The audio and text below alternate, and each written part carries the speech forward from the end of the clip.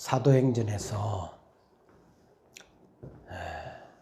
바울이 복음을 전하기 위하여 중앙아시아와 유럽까지 가서 주님의 이렇게 구원의 복음을 그리고 하나님의 나라의 이야기를 전합니다. 이제 우리는 이 사도행전의 바울 이야기 앞에서 성경 전체를 알았던 우리들이 다시 어디로 돌아가야 하는가 하면 포로 시대, 포로 후 시대, 침묵 시대에 세계 경영하신 하나님의 이야기로 다시 돌아가야 돼요. 이게 무슨 말인지 알겠어요?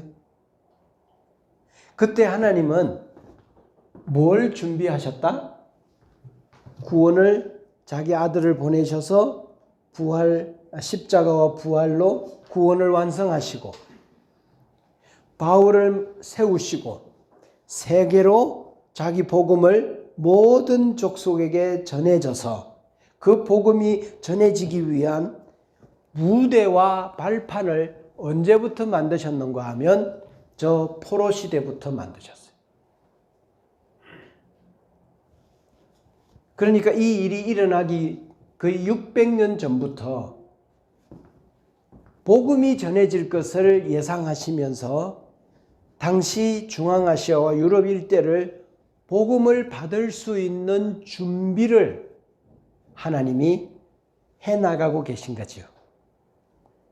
그러니까 사도행전을 이해할 때 우리는 어디로 다시 올라가야 하는가 하면 바울 서신을 이해하려고 할 때 우리는 저 500년 전, 600년 전으로 올라가서 그때 하나님의 세계 경영을 이해해야 그렇지. 그래서 500년 동안 하나님 뭐 하죠? 대제국들을 연속으로 세우시죠. 연속으로. 그래서 바벨론, 느부갓네살, 그 다음에 페르시아 제국, 그렇죠? 그 다음에 역사에 등장하는 헬라 제국, 헬라 제국 다음에 등장하는 로마라고 하는 이 철의 이 이야기는 역사에서 그냥 이렇게 하나님 준비하면서 만들어진 것이 아니라 이 이야기는 그 훨씬 전에 다니엘에게 느부갓네살 왕의 신상을 보여주시면서 하나님이 이미 이야기한 내용이잖아요. 세계 역사가 앞으로 중앙아시아와 유럽의 일대의 역사가 이렇게 펼쳐질 것이다 라고 미래의 역사에 대하여서 다니엘에게 이미 보여주셨던 이야기죠. 하나님은요, 역사의 주인이세요. 가끔씩 우리에게 진짜 하나님 살아있을까? 진짜 성경은 다른 종교들도 있는데 좀 하면서 회의와 의심이 우리 안에 소록소록 모락모락 연기처럼 피어오를 때 성경 이야기를 정확한 지성과 총명으로 이해하면 이게 인간이 만들어낼 수 있는 이야기인가? 이게 인간이 만들 수 있는 역사인가? 라고 하는 것들을 객관적으로 판단해 보면 이거는 믿어지는 논리도 있지만 인간의 지성으로 논리적으로 이해하면 하나님이 이건 있을 수밖에 없는 이야기다 라고 하는 상황 앞에 딱, 그래서 우리가 구원의 확신이 흔들릴 때, 하나님의 나라에 대한 확신이 흔들릴 때 우리는 어디로 가면 되는가? 우리의 지성의 라이트를 켜야 돼요. 그냥 불로 믿음 확 해서 막 은사 받고 기도 응답 받고 막 뜨거웠는데 그 뜨거움이 차가워지면 아이고 그래 그때는 참 뜨거웠고 좋았고 구원의 확신도 있었는데 요새는 좀 맹맹해. 확신이 없어. 이리 왔다 갔다 헷갈리지 말고 그럴 때에는 지혜의 라이트를 딱 켜고 성경 앞에 냉철하게 차갑게 주님의 말씀 앞에 접근해 들어가면 이 성경 66권의 이야기는 하나님의 이야기가 아니면 도무지 인간이 그려내고 만들어낼 수 없는 이야기예요. 그래서 그 포로시대, 포로후 시대, 침묵시대에 하나님이 하신 이야기는 뭔가 하면 앞으로 완성되어진 복음이 전해질 시대를 판도를 준비하고 있는 거죠. 그래서 뭐 한 거죠? 구체적으로 말하면 세계화한 거예요. 세계화. 그리고 모든 국경을 무너뜨려 놓은 거예요. 모든 사람들의 국경, 우리나라 국경이 이거야. 갈기갈기 찢겨있는 나라들의 국경을 500년 동안 대제국이 차지함으로 인해서 사람들의 머릿속에 있어서 많은 이방인들이 왕래하고 국경을 넘고 다가오고 만나고 또 다른 나라로 가고 하는 이런 세계화와 국경을 무너뜨려 놓고 또 헬라 제국은 특별히 헬라어를 만들어놔서 그 어느 나라에 가든지 간에 아시아와 저 넓은 유럽에까지 헬라어로 다 통일해 놨어요. 언어로 다 통일해 놔놓고 또 그 언어 중에 구약 성경을 헬라어로 다 번역해 놨어요. 그리고 군인들을 통해서 어디에 반란이 일어나면 속히 진압해야 되니까 육로와 해상으로 도로를 다 뚫어놓고 교통편을 다 마련해 놨어요. 이건 안 할 수가 없어요. 대제국이 중앙에서 모든 지방에 이르기까지 다른 나라의 저 넓은 도를 다 통치하려면 길을 닦아 놓을 수밖에 없는 거죠. 그 길을 타고 바울이 가잖아요. 복음이 가잖아요. 그리고 유대인들을 다 흩어버렸어요.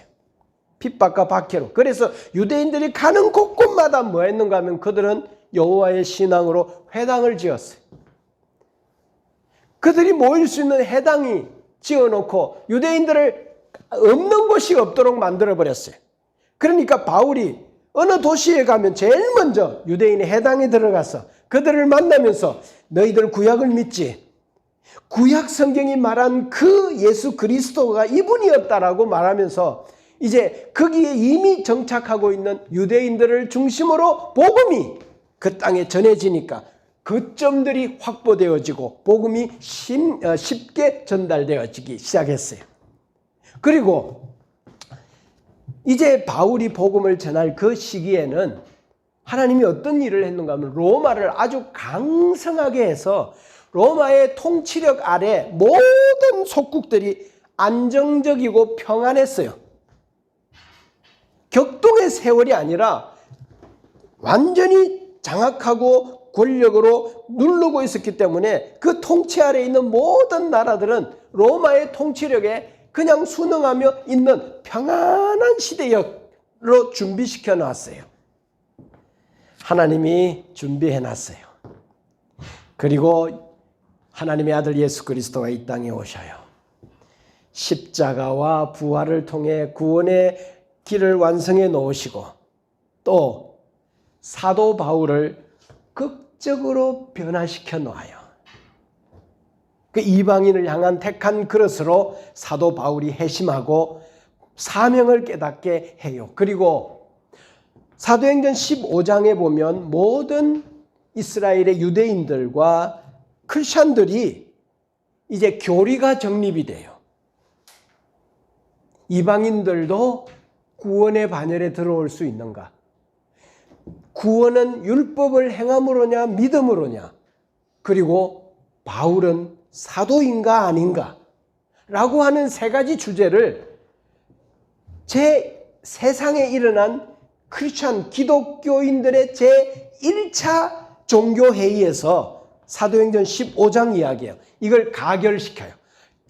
올바르게 답을 찾아서 그 기독교 종교회의에서 베드로와 예수님의 제자들을 중심으로 했던 그 제자들의 회의에서 올바른 판단과 결정을 내려줘요.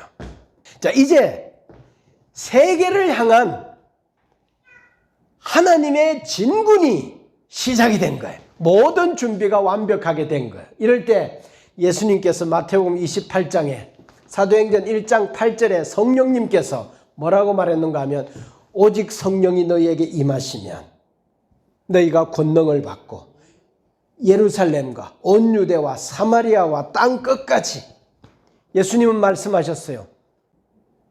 너희는 가서 모든 족속으로 제자를 삼아 아버지와 아들과 성령의 이름으로 세례를 주고 이런 이야기들 앞에 빠져있는 이야기가 있어요. 이거는 역사를, 기독교 역사를 하나님의 세계 경영을 이해하지 않으면 절대로 모르는 말이 하나 구절이 빠져 있어요. 그게 뭔가 하면 모든 준비를 마쳤으니 너희는 가서 모든 족속으로 제자를 삼아 모든 준비를 마쳤으니 이 말이에요. 이 말이 빠져 있어요. 이 말은요, 기독교 역사를 이해한 자만이 구약개론과 신약개론을 아는 자만이 뽑아낼 수 있는 빠져있는 단어예요. 모든 준비를 마쳤으니 하나님의 세계 경영으로 세상에 복음이 전해질 모든 준비를 마쳤으니 너희는 가서 모든 족속에게 복음을 전하고 오직 성령이 너희에게 임하시면 모든 준비를 마쳤으니 성령이 이제 임하시면 너희는 가서 예루살렘과 온 유대와 사마리아와 땅끝까지 이르러 내 증인이 되어라. 네, 모든 준비가 끝났으니. 자, 누가의 바울 이야기. 자, 사도행전에서 바울이 등장하는 바울 이야기를 영화로 만든다고 해봐요. 첫 장면이 뭔가 하면 수많은 군중들이 막 소리 지르고 분노하고 막 손에는 돌멩이를 하나씩 들고 그런데 저 중간에 한 사람이 그냥 무력하게 모든 군중들이 분노하고 돌멩이를 던지려고 거기에 누구 한 사람이 스포트라이트로 보여요. 그가 주동자예요. 한 사람을 돌로 쳐 죽이는 처참한 그 사형 집행의 주동자인 그가 보이기 시작해요. 자, 그는 이 사람이 죽는 것이 마땅하다라고 하는 이해를 가지고 그 상황들을 주도하면서 나아가고 있어요. 자, 사도행전 7장 58절 다 같이 시작. 성 밖으로 내치고 돌로 칠세 정인들이 옷을 벗어 사울이라 하는 청년의 발 앞에 두니라. 자, 그러면서 그 스데반을 향하여 돌을 던지는 군중들의 그 모습에서 이 사람이 등장해요. 그는 기독교를 핍박하고 박해하는 주동자였어요.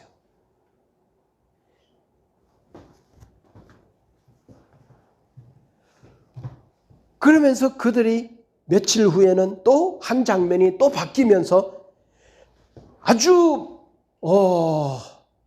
무장한 군인들이 어디를 향하여 말을 막 재촉하고 있면서 어디를 가고 있는 모습이에요. 그들의 손에는 문서가 하나 들려있고 그 문서를 이렇게 자세히 보니까 어느 지역에 기독교인들의 모임이 발각되어지고 그들을 체포하러 가는 군인들의 모습이었어요.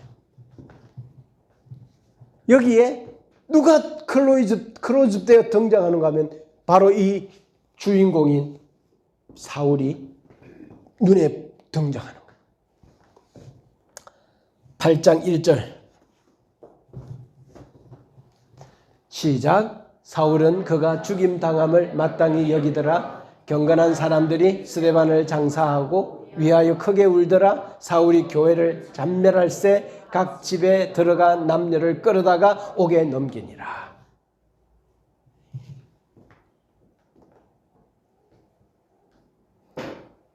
그러니까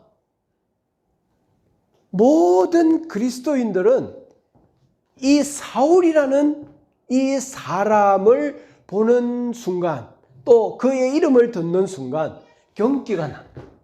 애들조차도 떠들다가 울다가도 울음을 멈출 만큼 포악하고 잔혹한 핍박자가 바로 바울이었어요. 그래서 그는 모든 기독교인들에게는 공포의 대상이었어요.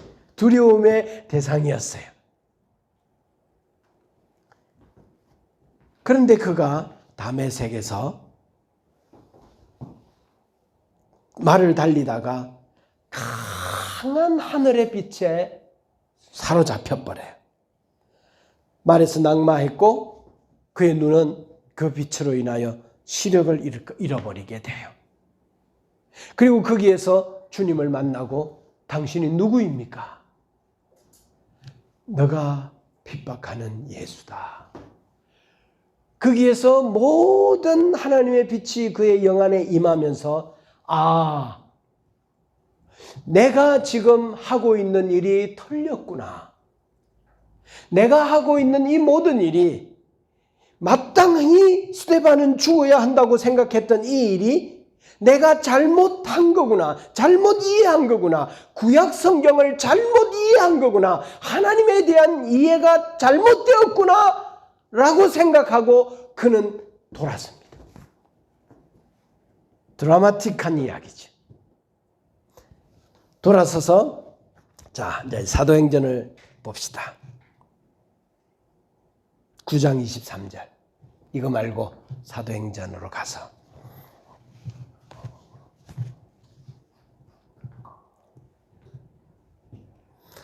사도행전 9장 23절부터 25절인데 26절과 25절 사이에는 3년이라는 세월이 흘러요.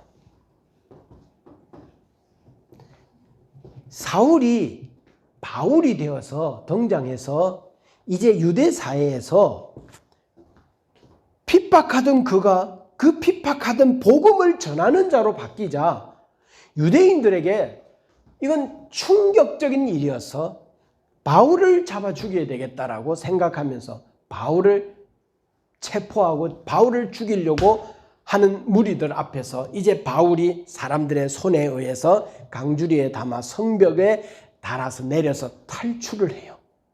그리고 26절에는 이제 사울이 예루살렘에 있는 사도들 앞에 드디어 등장을 해요. 요 사이에 3년이라는 아라비아 광야에 가서 바울이 주님을 만나서 주님과 많은 교제 속에서 구약을 이해하고 더 깊은 하나님의 나라에 대하여 이해되어지고 하나님이 성령으로 조명해 주시고 깨닫게 하시고 기도하고 주님을 새롭게 만났던 때가 때였을 것이다 라는 거지.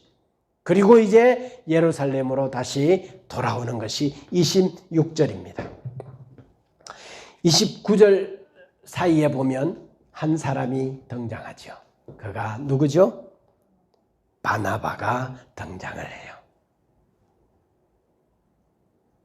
그러고 난 이후에 계속 내려가다 보면 유대인들이 바울을 잡아 죽이려고 계속 추격하고 노력합니다. 그래서 바울이 안 되겠다 해서 다소라고 하는 자기의 고향으로 돌아가요. 거기에 있었어요. 그러는 동안에 교회는 던던히 서가고 수가 더 많아져 갔어요. 자, 그리고 사도행전 11장 19절. 그때에 스데반의 일로 인하여서 많은 사람이 흩어졌어요. 그들이 이스라엘이라는 땅을 떠나서, 왜냐하면 그 땅에 있으면 생명의 위협이 있으니까 그 땅을 떠나서 어디까지 갔는가 하면 이방 땅 안디옥까지 갔어요. 안디옥까지 내려가 가지고 올라갔다고 해야 되나? 올라가 가지고 그곳에서 유대인들에게만 복음을 전하는 사람들도 있었지만 성령의 위로 은혜로 그 현지에 있는 사람들에게 복음을 전하는 일이 일어났어요. 근데 그들이 회개하고 복음을 받아들이고 성령을 받은 거예요. 그러면서 그 안디옥이라는 곳에 교회가 선 거예요. 그리고 그 교회가 부흥하는 거예요. 이때 예루살렘 교회가 예수님의 사도들이 이게 뭐야? 이방인들이 예수를 믿는다고? 안 되겠다. 우리 중에 누구를 보내서 그 교회를 목회하도록 해야 되겠다. 그래서 보낸 사람이 바나바예요. 바나바는 그 안디옥에서 열심히 목회를 하다가 다소에 있는 바울에게 내려가 가지고 바울을 불러서 우리 안디옥에 와 가지고 목회를 같이 합시다 라고 바나바와 바울 이렇게 사도행전에서 이름의 순서를 따라 바나바를 먼저 등장시키다가 나중에 세월이 지나서 이제 성경의 누가의 표현은 뭔가 하면 바울과 바나바로 바뀌게 돼요. 그래서 제2인자의 자리에 바나바는 기꺼이 내려앉고 자기보다 더 영적으로 탁월하고 하나님이 쓰임하고 받을 수 있는 바울을 전면에 내세우는 제2인자로 만족해하는 구약 성경의 갈렙과 같이 여호수아의 명성을 높이고 뒤에 숨어 있었던 사람 갈렙처럼 제2인자의 삶을 살았던 사람, 그리고 바울을 예수님의 제자들에게 데리고 가가지고 인사시키고 중간에서 중재하고 바울을 변호하고 변정해 주는 이런 사람으로 바나바가 등장을 하죠. 그러던 중에 안디옥 교회에 성령께서 말씀하시는 거예요. 바울과 바나바를 따로 세우고 같이 기도하라. 그 기도를 하는데 안디옥 교회의 성령께서 그들에게 말씀하시는 거예요. 바울과 바나바를 선교사로 파송하라.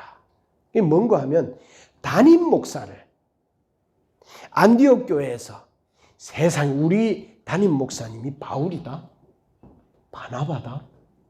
이건 안디옥 교회 프라이드요, 명성이요, 이건 자부심인데 성령께서 말씀하시자 기꺼이 안디옥 교회 사람들은 바울을 선교사로 파송해버려. 담임 목사를 선교사로 파송해버려. 그리고 나서 이제 바울의 1차 전도 여행이 시작이 돼요. 안디옥 교회에서부터. 그러니까 세계사의 가장 귀한 교회, 하나님 나라의 가장 중요한 교회로 이방에 있는 안디옥 교회가 중요한 교회가 된 거예요. 여러분 보세요. 사도들이 있는 예루살렘 교회가 세계 선교의 중심의 역할을 감당한 게 아니라 이방 땅에 이제 갓 태어난 안디옥 교회가 세상을 향한 하나님의 전진 기지로, 베이스 캠프로 그 안디옥 교회를 하나님이 쓰신 거예요. 중요한 교회로. 누가 봐도 예루살렘 교회가 여야 하는 것 같은데 그러지 않고 안디옥 교회를 하나님이 쓰고 그 안디옥 교회에서부터 이제 세계 모든 민족으로 천하 모든 만민이 복을 받고 저 이방 세계로 복음이 전해지는 대반격, 하나님의 대반격이, 하나님의 위대한 반격이 이제 시작이 된 것입니다. 그래서 이 안디옥 교회가 중요한 역할을 감당하는 교회가 된 거예요. 그래서 1차 세계전도 여행은 주로 아시아 중심으로 이렇게 바울이 복음을 전하기 시작해요. 아시아 중심으로.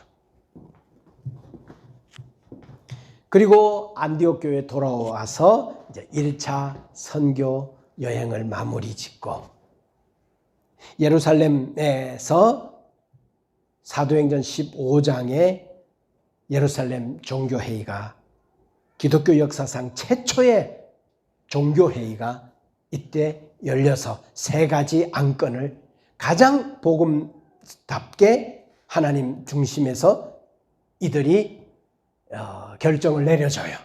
그래서 복음은 더욱더 힘을 얻어서 박차를 가하면서 세상을 향하여 이방을 향하여 복음이 나갈 수 있도록 기틀을 마련해 주었어요. 이 이야기는 다음 주일에 합니다. 기대하시라. 개봉 박두. 자, 그리고 바울이 이제 2차 선교 여행을 시작해요.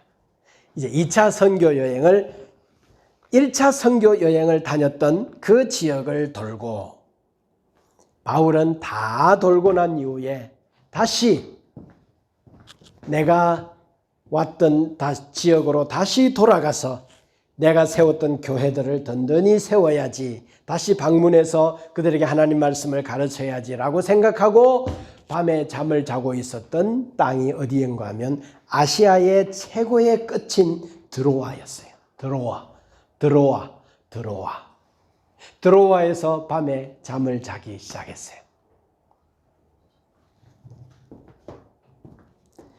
당시 사람들의 생각은 뭔가 하면 그 드로아를 지나 바다를 지나 넘어가면 그가 뭔가 하면 유럽이에요.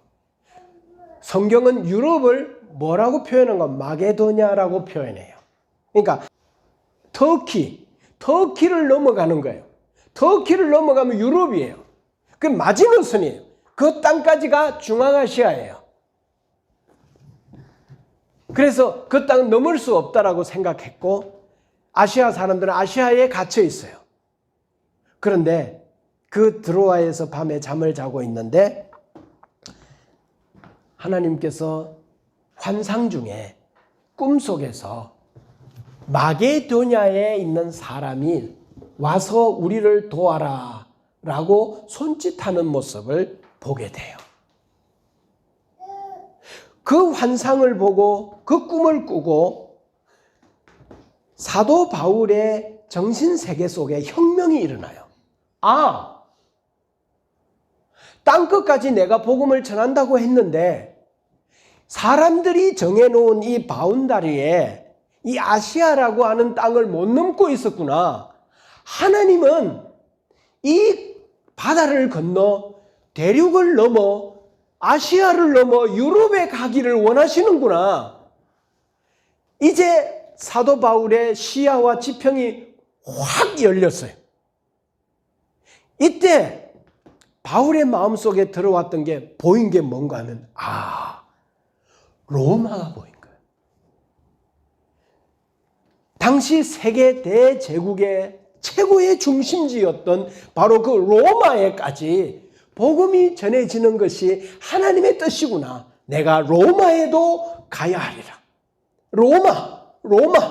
로마라는 생각을 하면서 사도 바울은 어떤 생각까지 하는가 하면 당시 그 시대의 많은 사람들에 있어서 이 세상의 지구의 끝은 스페인이다 라고 하는 생각을 하고 있었어요. 그래서 내가 로마를 찍고 땅끝까지 스페인까지 스바나까지 복음을 전하여야 하리라 라고 하는 비전을 품게 돼요. 그러니까 드로아 2차 선교 여행에서 드로아라는 지역은 바울의 인생의 선교의 터닝 포인트예요. 완전히 획기적으로 그의 생각을 바꾸어서 시야를 넓혀 지경을 넓혀버리는 시기가 바로 이 드로아라는 곳에서 일어났어요. 우리들의 인생에도 드로아가 있어야 하지요. 그동안 갖고 있었던 패러다임과 내 생각에 갇혀 있었던 그 생각의 지평을 하나님이 깨버리고 넓혀서 우리의 새가 세상을 저 대륙을 넘어봐라. 세상을 품어봐라. 저 지구 끝까지 한번 봐라. 라고 하시는 이런 메시지를 줄 때도 있죠. 그래서 2차 선교 여행지에서 이제 마게도냐 유럽에 가서 처음 개척한 교회가 그 유명한 빌립보 교회죠. 여기에서 누구를 만나느냐? 자주장사 루디아를 만나서 교회를 개척하기도 하지만 여기에서 의사 누가를 만나요. 누가와 합류하게 돼요. 여기서부터 이제 누가는 바울과 동행하는 사람이 되죠. 그리고 또 17장에 데살로니가 교회를 개척해요. 3주 만에. 핍박이 심해서 속히 이동하게 되고 어디 오는가 하면 아덴에 와요. 아덴은 역사적인 지명으로는 뭔가 하면 아테네예요.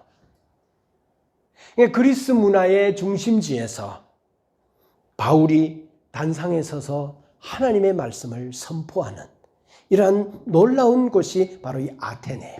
헬라 문화의 발상지인 이곳에 예수 그리스도의 이름이 선포되어지는 이러한 곳이 되죠.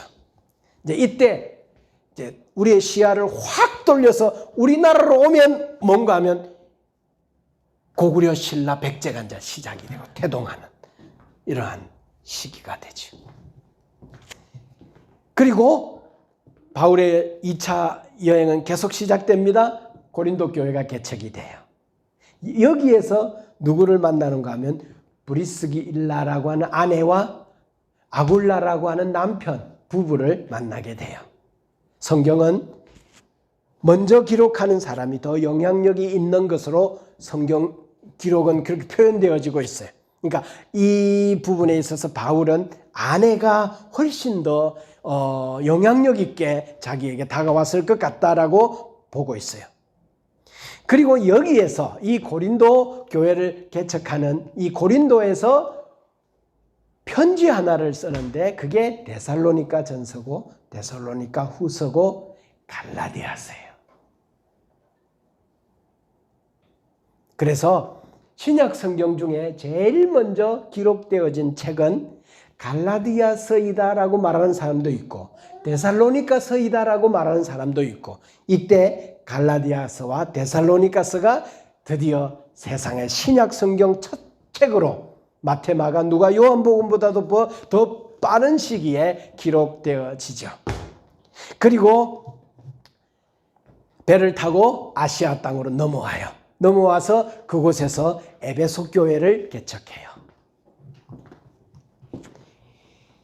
이렇게 바울은 2차 전도 여행에서는 드로아에서 받은 그 환상을 가지고 아시아뿐만 아니라 유럽을 휘집고 돌아다닙니다.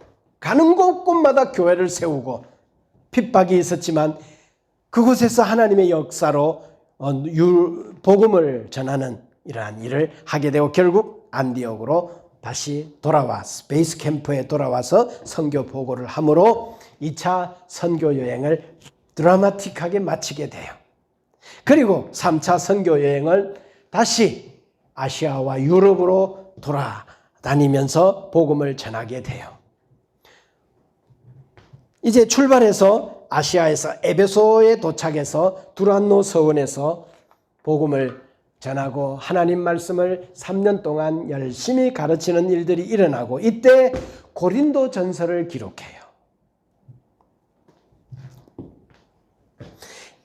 그리고 이 에베소에서는 폭동이 일어나고 또 폭동으로 인하여서 바울이 마게도냐 유럽으로 넘어가요. 그 마게도냐에서 고린도 후서를 기록해요.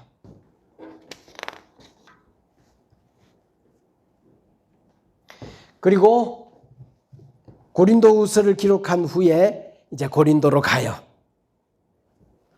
고린도에 가서 그곳에서 로마서를 기록해요. 이 고린도 후서에서 로마를 바라보고 곧 내가 로마에 가겠다. 로마에 가기를 원한다. 얼굴 보기를 원한다. 그러면서 로마에 갈 것을 이야기해요. 근데 결국 로마는 3차 여행에서는 못 가죠. 바울은 로마를 거쳐서 스페인까지 바라보면서 로마서를 기록을 하지요.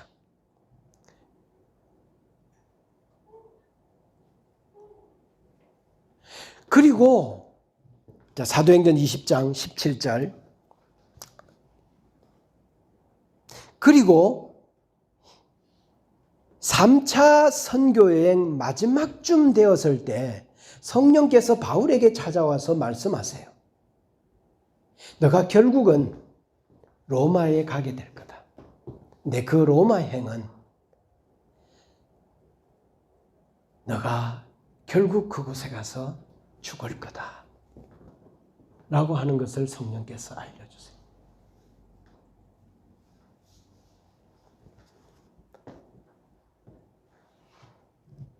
그래서 3차 선교여행 돌아오는 중 밀레도에서 밀레도라는 섬에 에베소 교회 장로들을 다 초대하고 그곳에서 바울이 고별 설교를 그들에게 해요. 이제 내가 당신네들을 떠나면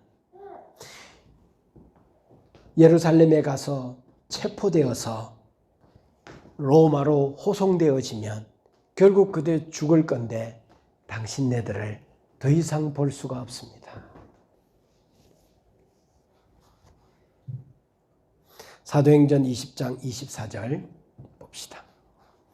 유명한 바울의 고별 설교의 내용이죠. 24절. 이러니까 에베소 교회 성도들이, 장로님들이 이거 성령께서 말씀하셨고 바울이 이렇게 말하니까 그냥 눈물바다가 된 거예요.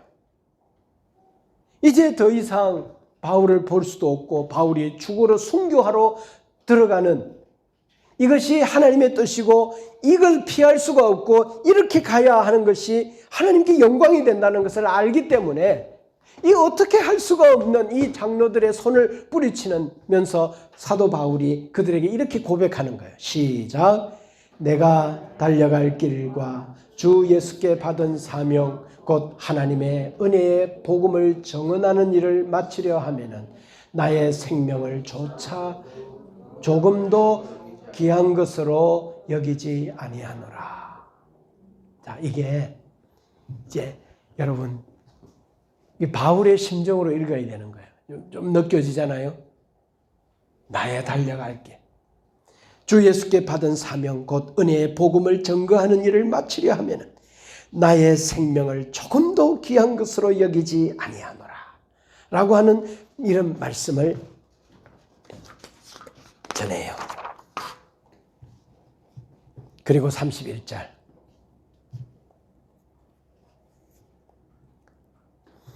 그러므로 여러분이 일깨어 내가 3년이나 밤낮 쉬지 않고 눈물로 각각 사람들을 훈계하던 그것을 기억하십시오. 32절. 그러면서 이 에베소 교회 장로들에게 부탁해요. 자기가 떠나면 이 에베소 교회 성도들 믿음 지키면서 살아야 되잖아요. 그리고 이 험난한 세대를 누구에게 이 에베소 교회 정이 있는 이 에베소 교회 성도 장로님들을 누구에게 부탁하는데 누구에게 부탁하는가 하면 주와 주님께 부탁하죠. 주님 이들을 부탁합니다. 그리고 또 누구에게 부탁하죠? 그 은혜의 말씀에게 부탁해요. 그 말씀.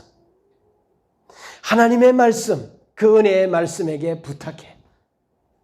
그 말씀이 여러분을 능히 든든히 세우사 거룩하게 하심을 이번 모든 자 가운데 기업이 있게 하시리라.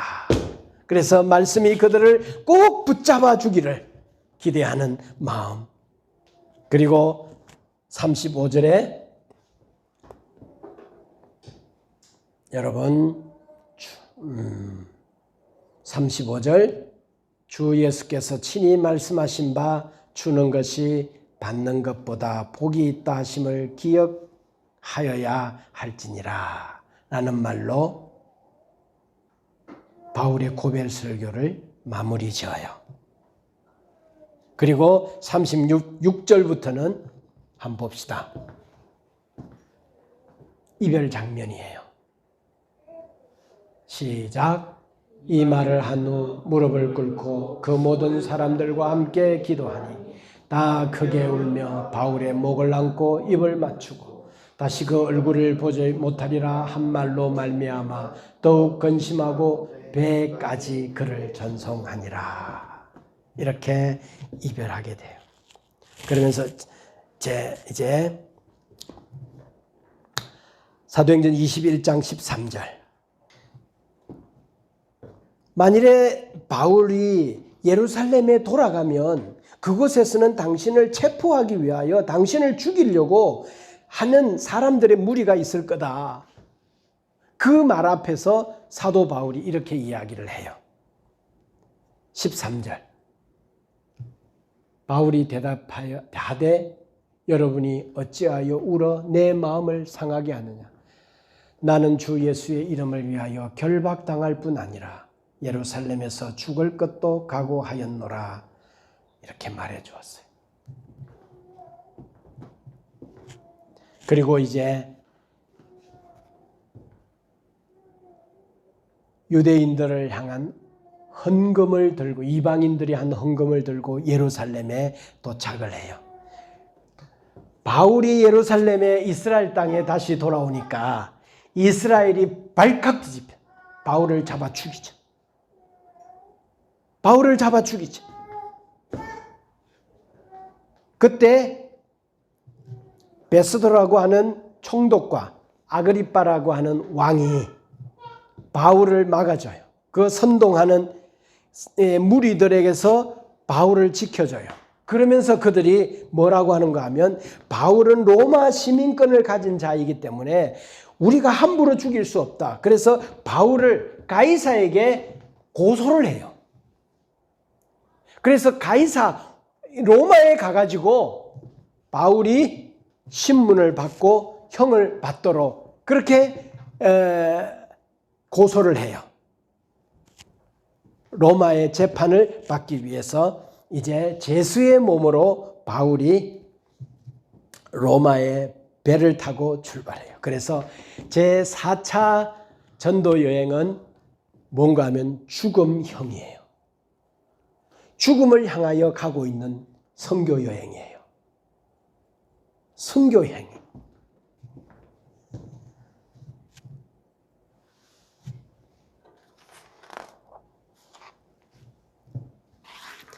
자, 그래서 바울이 1차, 2차, 3차 전도 여행에서 데살로니가 전후서, 갈라디아서, 고린도 전후서, 로마서까지 기록한 거 알죠? 그죠? 예, 좋습니다. 그럼 나머지 바울 서신의 13권 중에 나머지 6권, 8권이 어디 있죠? 바울이 로마에까지 가야 되잖아요. 이게 하나님이 바울을 향한 계획이고 뜻이잖아요.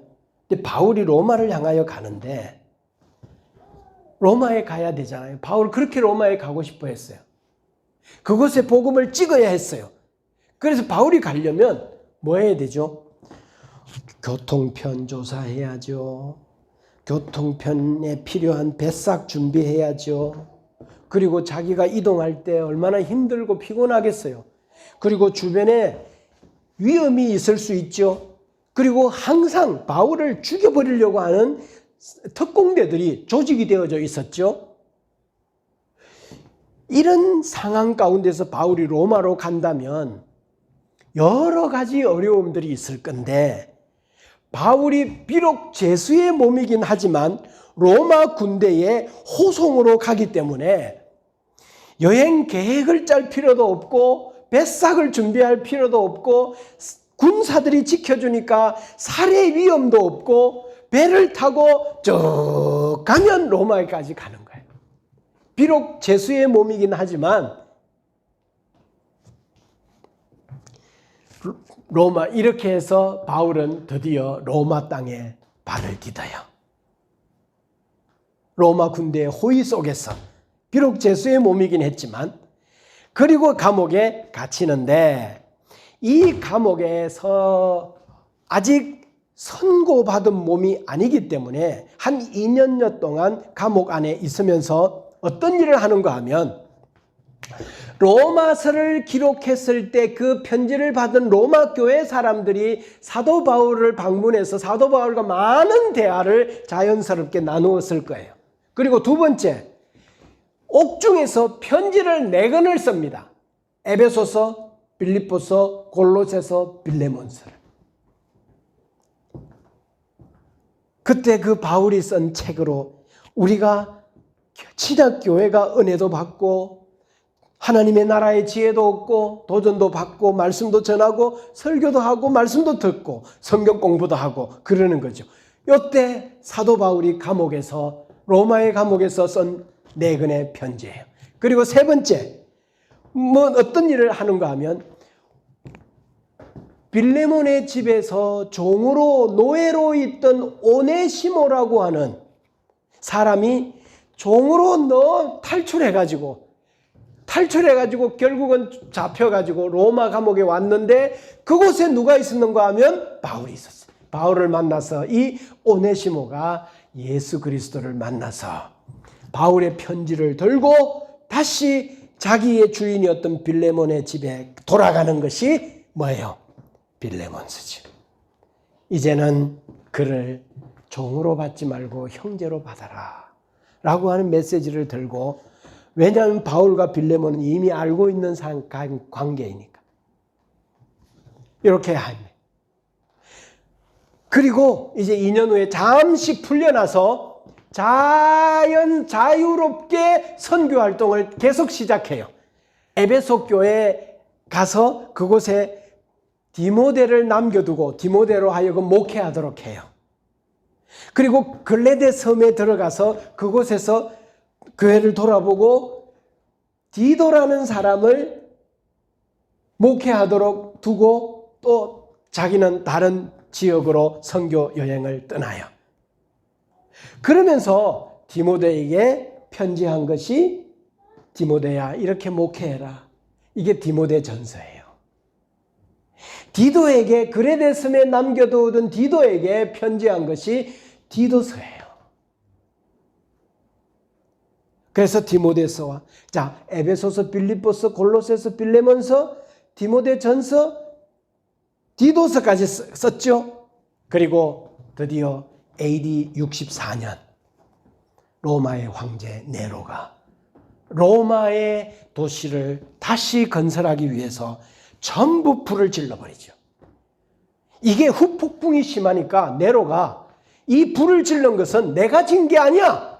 그런 소문이 있으니까, 그거는 현상이 있으니까 이건 기독교인들이 불을 질른 거야 라고 그에게 덤탱이를 세우고 기독교인들을 체포하라는 명령을 온천하에. 이때 수없이 많은 크리스찬들이 잡혀와서 죽죠. 이때 사도 바울이 다시 감옥에 투옥이 됩니다. 이때 감옥에서 투옥되어지고 이때 성경을 써요. 이게 디모데 후서예요. 디모데 후서. 그러니까 디모데 후서는 바울의 일생의 제일 마지막 책이 디모데 후서. 곧 겨울이 오면 이 감옥에서 추울 텐데 디모데야 옷을 좀 가져오고 어디에 두루마리 성경이 있는데 그 성경을 좀 가져와 달라고 하는 노인의 그 죽음을 앞에 둔 목회자로서 디모데에게 요청하는 이러한 내용이 디모데 후서의 내용이고, 그래서 바울의 서신이 이렇게 13권으로 완성이 돼요. 자, 보통 사도행전을 설교할 때 여기까지 이야기하면서 교회는 선교해야 됩니다. 이런 이야기도 하고 이렇게 마무리하고 결론을 짓는데, 다시 우리는 구약개론, 신약개론을 공부하는 입장에서 어디로 다시 돌아와야 하는가 하면 누가의 심장으로 다시 돌아와야 돼요. 누가는 자기의 영적 리더요, 영적 아비요, 자기의 멘토요, 스승인 사도 바울 이야기를 하면서 이 이야기를 기록하면서 누가는 이 바울의 이야기를 기록하면서 자기의 책을 읽는 독자들에게, 교회들에게, 성도들에게 어떤 이야기를 하고 싶었을까? 누가의 심정은 뭘까? 누가가 기록한 바울 이야기. 이 이야기 속에 누가는 이 책을 읽는, 사도행전을 읽는, 바울의 이야기를 읽는, 자기의 서신을 읽는 사람들의, 교회들에게 던지는 메시지가 뭘까? 어떤 말을 하고 싶었을까? 누가는 어떤 말을 하고 싶었을까? 또 다시 하나님은 누가를 통해서 누가복음을 읽고 바울 이야기를 읽는 사람들에게 어떤 이야기를 하고 싶었을까?